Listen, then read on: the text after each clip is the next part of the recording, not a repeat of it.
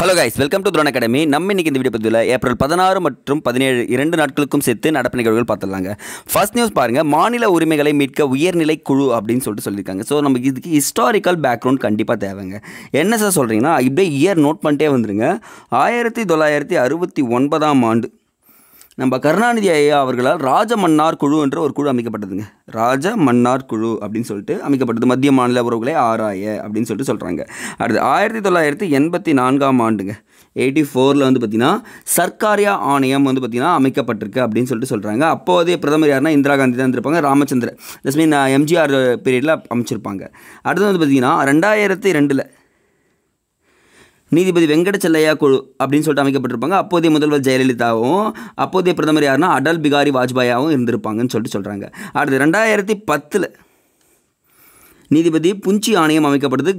கருணாநிதி ஐயா அவர்கள் பீரியடில் தான் மன்மோகன் சிங் பிரதமராக இருந்திருப்பார். இப்போ 2025ங்க எக்ஸாக்டாக. இப்போ வந்து பார்த்திங்கன்னா ஸ்டாலின் இருக்கார். இப்போ யாருன்னா நீதிபதி குரியன் ஜோசப் குழு அப்படின்னு சொல்லுவாங்க. ஸோ இந்த இடத்துல வந்து பார்த்திங்கன்னா நரேந்திர மோடி இருக்கார்.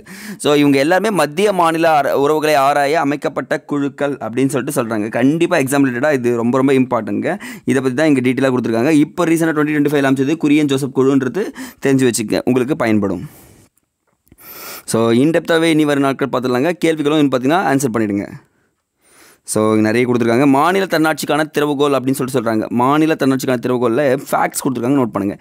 இந்திய அரசியலமைப்பு சட்டத்தின் 248 முதல் 252 வரை பிரிவுகள் ஒன்றிய அரசு மாநில அரசுகளின் உரிமை குறித்தும் மாநிலங்களின் மீது ஒன்றிய அரசுக்குள்ள மேலாதிக்கம் குறித்தும் தெளிவாக எடுத்து காட்டப்படுகிறது. அப்போ மத்திய மாநில உறவுகள் சொல்லிட்டு குறிப்பிடும் சரத்து 248லேருந்து 252ன்னு தெரிஞ்சுங்க. அரசியலமைப்பு சட்டத்தின் 3வது பிரிவு சில விஷயங்களை கூறுதுங்க. ஒரு மாநிலத்திலிருந்து ஒரு பகுதியை பிரித்து மற்றொரு மாநிலம் அமைக்கலாம். 2 அல்லது அதற்கு மேற்பட்ட மாநிலங்களையும் பல்வேறு மாநிலங்களையும் பகுதிகளையும் இணைக்கலாம். புதிய மாநிலம் உருவாக்கலாம் அப்படின்னு சொல்லியிருக்காங்க. ஒரு மாநிலத்தின் பரப்பளவை பெருக்கலாம், ஒரு மாநிலத்தின் பரப்பளவை குறுக்கலாம் அப்படின்னு சொல்லியிருக்காங்க. அதேமாதிரி மாநிலங்களின் எல்லையை திருத்தி அமைக்கலாம், எந்த ஒரு மாநிலத்தின் பெயரையும் மாற்றலாம். இதெல்லாம் யாருக்கு இருக்குன்னா மத்திய அரசுக்கு உட்பட்டிருக்குன்றாங்க. அதுவும் யாருடைய ஆலோசனை பேரில் மத்திய மாநிலத்தின் சொல்கிறாங்க. அப்போது இந்திய அரசியலமைப்பு சட்டம் பெயரளவில் கூட்டாட்சியும் செயலளவில் வந்து பார்த்திங்கன்னா ஒன்றிய ஆட்சியும் திகழ்கிறது. இது வந்து கொஸ்டின் ப்ரிலிம்ஸில் கேட்டிருக்காங்க ஒன் டைம் குரூப் 1ல். ஸோ இதை நோட் பண்ணுவீங்க கைஸ். ஓகேங்க, நெக்ஸ்ட்டு உயர்கல்வியில் கவனம் தேவைன்னு சொல்கிறாங்க. ஒரு எக்கச்சக்கமான ஸ்கீமில் ஒரு 3 ஸ்கீம் மட்டும் சொல்ல போகிறேன், அது நோட் பண்ணுங்கள். ஃபர்ஸ்ட் ஒன் பாருங்கள். உயர்கல்வி நிலையங்களில் சேரும் மாணவர்கள் குறித்து நாடு முழுவதும் மேற்கொள்ளப்பட்ட ஆய்வில் 47% தமிழகம் முதலிடங்க. அப்போ உயர்கல்வி சேர்க்கையில் தமிழகம் இப்போ வந்து பார்த்திங்கன்னா 47% ஃபஸ்ட்டு பிளேஸில் இருக்காங்க. இதுக்கு காரணம் வந்து பார்த்திங்கன்னா புதுமை பெண் திட்டம் சொல்லிட்டு 2022 அறிமுகப்படுத்தப்பட்ட திட்டம்னு ஒன்று சொல்கிறாங்க. இதை பற்றி நம்ம டீட்டெயிலாக பார்த்தாச்சு. அதே மாதிரி தமிழ் புதல்வன் திட்டம் 2024.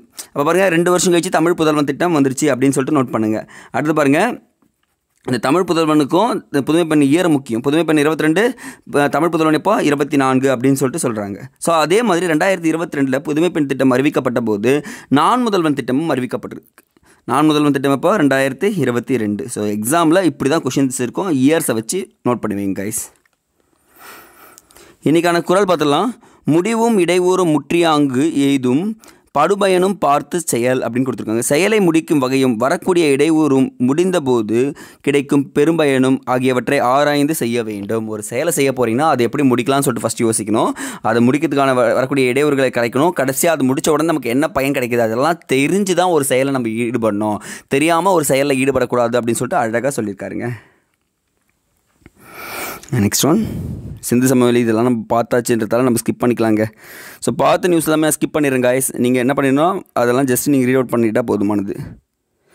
ஃபேக்ட்ஸ் மட்டும் நம்ம அடித்து துவம்சம் பண்ணலாம். ஓகேங்க. ஏப்ரல் 17 நடப்பு நிகழ்வுகள். டைரெக்டாக ஐ திங்க் திருவள்ளுவர் தான் நிற்கிறாருன்னு நினைக்கிறேன் இன்றைக்கி 17. ஆமாங்க. திருக்குறளில் என்ன சொல்கிறாருன்னா, எல்லாது எண்ணி செயல் வேண்டும் தம்மோடு கொல்லாது உலகு அப்படின்னு இருக்காங்க. கொல்லது உலகு தம் நிலையோடு பொருந்தாதவற்றை உலகம் ஏற்றுக்கொள்ளாது. ஆகையால் உலகம் இகழ்ந்து தள்ளாத செயல்களை ஆராய்ந்து செய்ய வேண்டும். உங்கள் நிலை கூட எது செய்யக்கூடிய செயலோ அதை தான் நம்ம செய்ய வேண்டும். உலகம் இகழக்கூடிய செயலை செஞ்சுனா உலகமும் நம்மளை போற்றாது, அந்த செயலும் பெருசாக பிரதிபலன் அளிக்காது அப்படின்னு சொல்லியிருக்காங்கப்பா. நெக்ஸ்ட் ஒன்,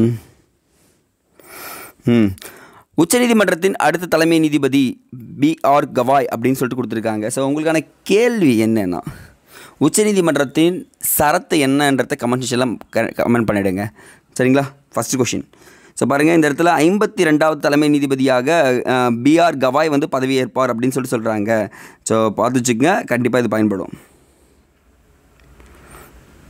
நாட்டின் நீளமான ரயில் சுரங்கப்பாதை நேர்வில் பார்வையிட்ட முதல்வர் மத்திய அமைச்சர்னு சொல்கிறாங்க. எங்கே இருக்குன்னா உத்தரகாண்ட் மாநிலம் ஜனாஸ்வில் அமைக்கப்பட்டுள்ளது அப்படின்னு சொல்கிறாங்க. நாட்டின் நீளமான சுரங்கப்பாதை அப்படின்னு சொல்லிட்டு. ஓகே, இதெல்லாம் ஸ்கிப் பண்ணிக்கலாம். இந்தியாவில் முதல் முறையாக ரயிலில் ஏடிஎம் சொல்லியிருக்காங்க. ஒரு நல்ல விஷயம் தான், பட் ஆனால் எவ்வளோ பெரிய சாத்தியம் பாருங்கள். சரியான விஷயம். நாட்டில் அதுவும் பாருங்கள், மத்திய ரயில்வே சார்பில் மகாராஷ்டிராவில் இயக்கப்படும் அப்படின்னு சொல்லுங்கள். பஞ்ச்வாடி அப்படி எக்ஸ்பிரஸ் என்று சொல்லிட்டு. ஸோ கேட்பாங்க, எந்த எக்ஸ்பிரஸில் ரயில் ஏடிஎம் இருக்குன்னு கேட்டாங்கன்னா பஞ்ச்வாடி எக்ஸ்பிரஸ் மத்திய பிரதேஷ் மகாராஷ்டிரா அப்படின்னு சொல்லிட்டு சொன்னோங்க. ஐ திங்க்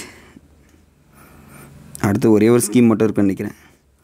காலை உணவு திட்டம், அரிசி உப்புமாவுக்கு பதில் பொங்கல் சாம்பார்னு சொல்லிட்டு கொடுத்துருக்காங்க. அப்போ என்னென்னா, காலை உணவு திட்டம் வந்து பார்த்திங்கன்னா அறிமுகம் செய்யப்பட்ட ஆண்டு 2022. இந்த 2022 ரொம்ப பிரசித்தி பெற்ற ஆண்டுங்க.